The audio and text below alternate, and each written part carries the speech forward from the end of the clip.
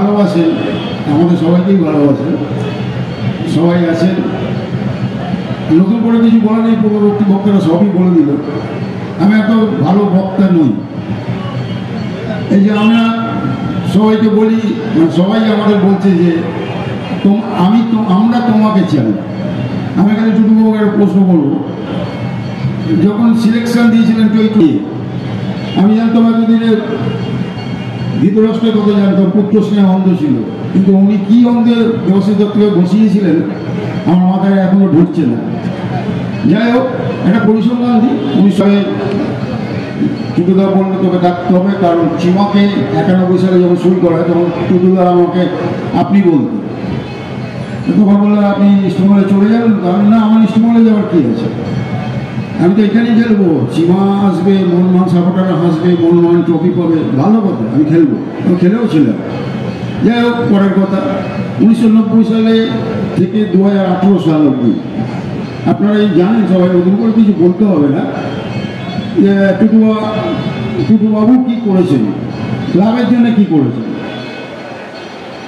ক্লাবের জন্য কী করেছেন আপনারা সবাই জানেন, আমাকে নতুন করে কিছু বলতে হবে না। কত কী করেছে, কটা ট্রফি দিয়েছে 3 বছরে, যদি এখানে হিসেব দিচ্ছে, 2টো কাপ জিতেছে, 2টো শিল্ড দিয়ে জিতেছে, সামনে নিয়ে ফটো দিচ্ছে, তাহলে টুটুদা কতগুলো কাপ দিয়ে কতগুলো ফটো দেওয়া উচিত ছিল। আজকে অনেক কিছু বলছেন টুটুদা, অঞ্জনদাকেও আমি শ্রদ্ধা করি, কিন্তু আমি অনেক গল্প শুনেছিলাম, এখানে গল্প বলা যাবে না, কারণ বক্তৃতার জায়গায় গল্প বলা যাবে না, পরে এক সময় আপনাদের সঙ্গে বলবো। তবে সবাই আমরা চাই এখন সৃঞ্জয়কে আমরা ভোট দিন, আপনারা সবাই মিলে। আমি মানে ভিক্ষা করছি আপনাদের কাছে, টুটুদা যেটা বলছে, আমি ওর দাদা হিসেবে আপনারা কাছে ভিক্ষা করছি, আপনারা ভোটটা দিন। এবং মোহনবাগান ক্লাবের স্থিতাবস্থা, এখন একটা কিরম পরিবেশ চলছে আপনারা জানেন, শিল্টনবাবুকে শুনলেন, অমিত ভট্টার ওখানে যেতে পারে না। আমি অনেক দিন বাদে মাঠে এলাম, শুধু এই জন্যই এলাম যে মোহনবাগান প্রাক্তন প্লেয়াররা কী করে জায়গা পাবে না, সেটা আমি একবার দেখবার জন্য এলাম। মানে ধরতে পারেন মাঠে যেরকম চ্যালেঞ্জ করতাম, ওই চ্যালেঞ্জ নিয়ে এলাম।